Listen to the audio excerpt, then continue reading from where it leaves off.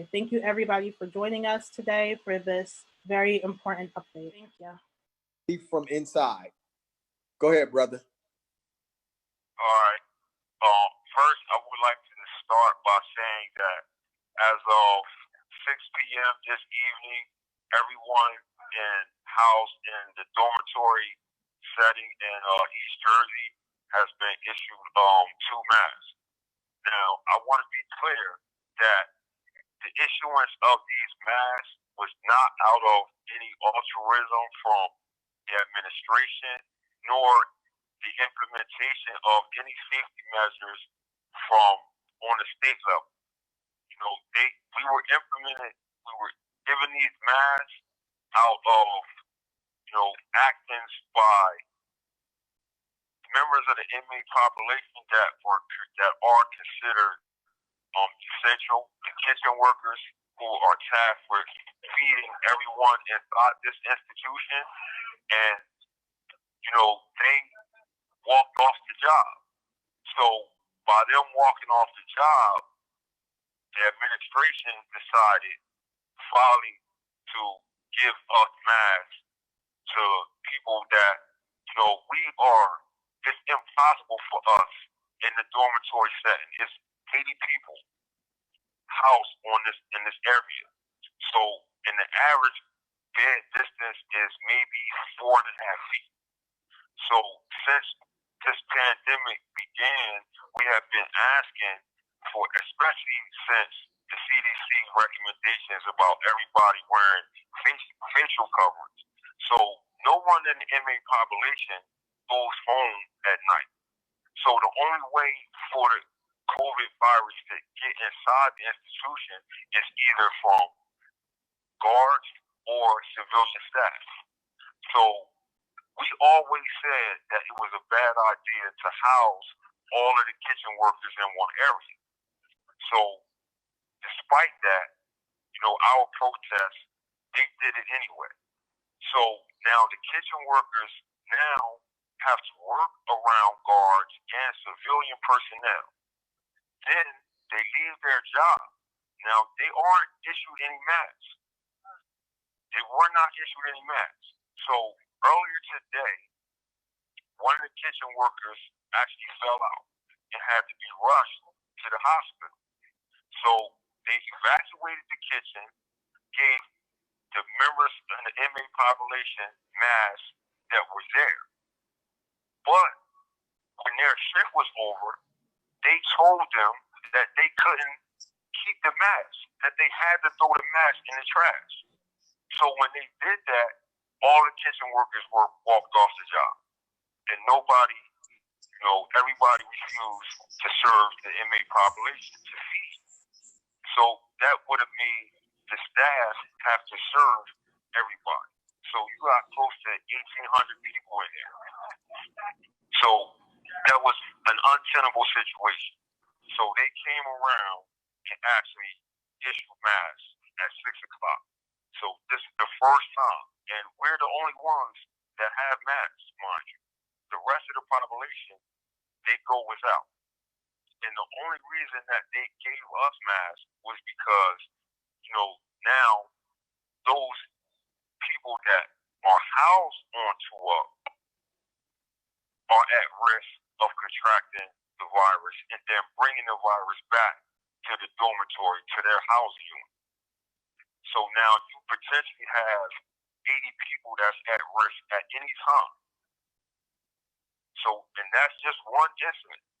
So almost 3 weeks ago now, we had a guard who is responsible for a maintenance crew. So they came here with that supervisor, and then the next day, that supervisor tested positive. So he hasn't been here since. It took them almost 2 weeks before they isolated his inmate detail. So now, mind you, these guys are housed in the dormitory setting. So they could have potentially exposed everybody up here. So those are just two of the things that we're dealing with right now. And, yo, we really, really need help in here. So, Go ahead. yes. Keep talking.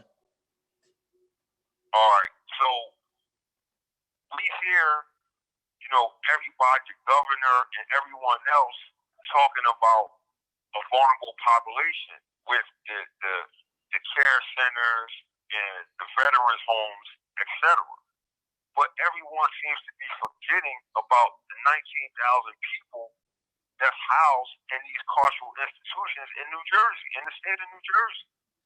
So now they just created, if you show symptoms of if you have flu-like symptoms, they isolate you in a 2-down area. So now they built fake walls with plexiglass. The officers down there wear hazmat suits. So they isolate those guys in that area.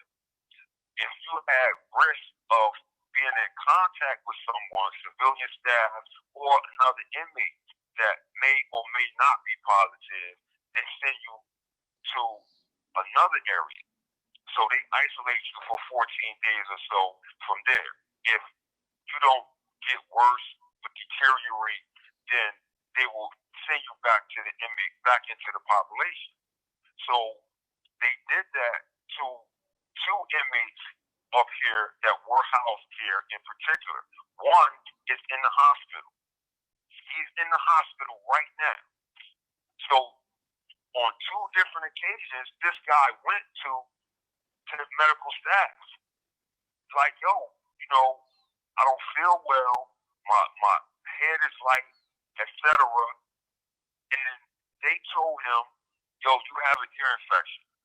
You okay to go back to the unit. So he came back to the unit.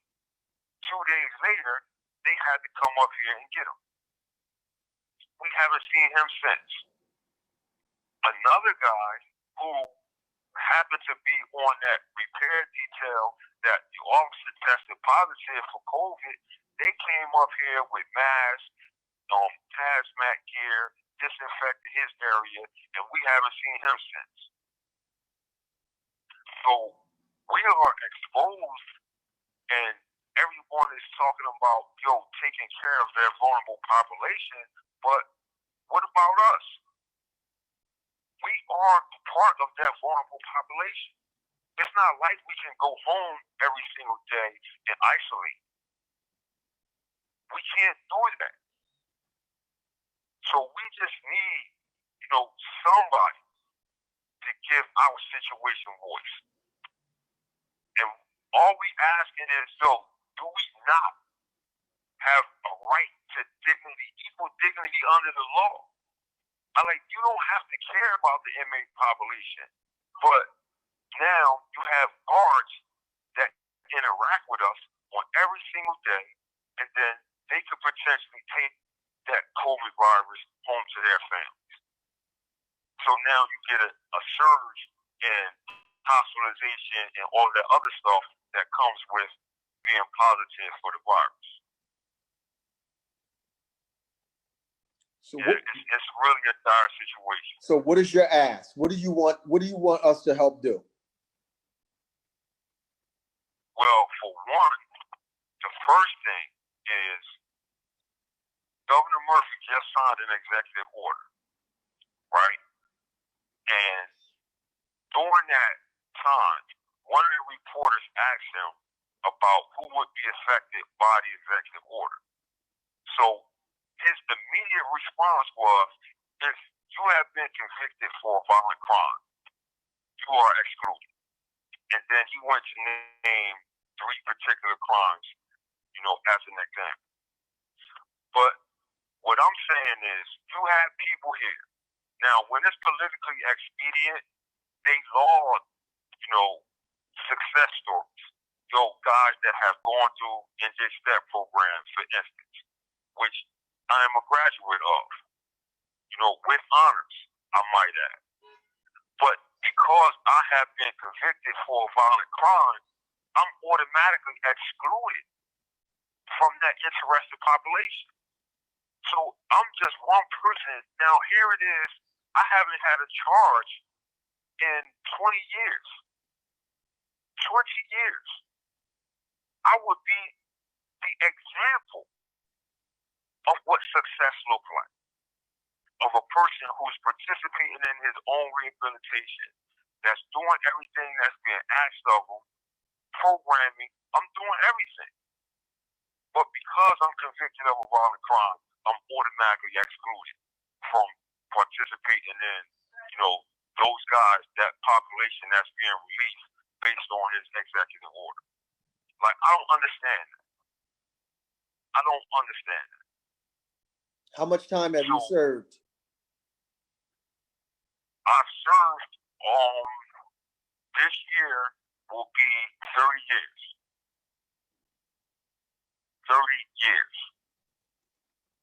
So, and they have a wealth of data, statistical data, that says, if a person is incarcerated, as his level of education increases, his risk for recidivism is reduced.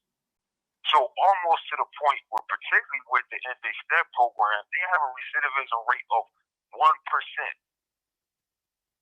Less than 1%. And you're telling me that simply because I cannot mitigate the circumstances around my crime, no matter what I do, that will always remain the same.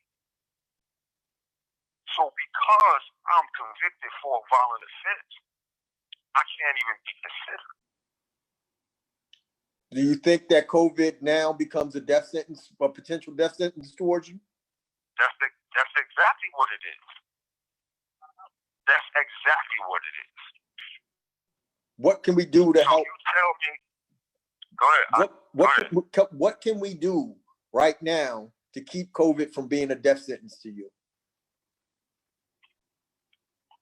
Well, we need for someone to explain to the governor that he has 60 seconds remaining. He has a wealth of statistical data that shows that even though there are some, now I think that it should be on a case-by-case basis. That may be too cumbersome. But he can actually consider, like, okay, if you receive this amount of a level of education, whether it's a violent crime or you have 30 seconds remaining, we will consider you. So you may be able to petition the courts to gain access to programs and rehabilitation or reentry services that I am actually excluded from right now. Okay. Thank you for sharing, brother. And we will definitely push this message, and we will get this message out to the right people in our call of action. They heard live from you, and they just hung up. You heard directly from a brother that is currently incarcerated in the carceral state. This is not us just making this up. They're telling you exactly what's happening on the ground. And any questions or anything that you need to know, you can direct them to our group. We have those that are a part of our group that are directly in contact with them every day. It's even worse for the juveniles. They can't even call their parents. Their parents can't go see them. They can't do what needs to be done. And most of the juveniles that I'm talking about are not even adjudicated guilty yet. And yet they sit. And there's nobody speaking with them, let alone carrying their messages. And we have to begin to say that, why is this criminal justice process turning into a death sentence? And we have to do things to stop this. We can't continue to have this going on. And I'm just, to hear these stories and just coming from there, and just a matter of months to see how this turned on its head. That could have been me. And who would have spoke for me? Who would have spoke with me? who would have gave me an opportunity to share exactly what's happening real time right now. And I think this is the first time we're probably hearing directly from those that are directly impacted with this COVID-19. They're dying in there, and nobody cares that can do something, but we care. That's why we're here. That's why we're here to share. We're here to make sure that we educate, we inform, we enlighten all those that can move. We're not looking for sympathy, we're looking for empathy. And it is my hope that in sharing what we're going through and what's happening with us, that this is a call to action. These are not people who were sentenced to death. The death penalty was abolished in New Jersey. And for us to sit by idly, we must get engaged, because this could happen to any one of us, any one of our families. And I know it's sweeping across the state. There's 19,000 families that are directly impacted by this. And we need to do something.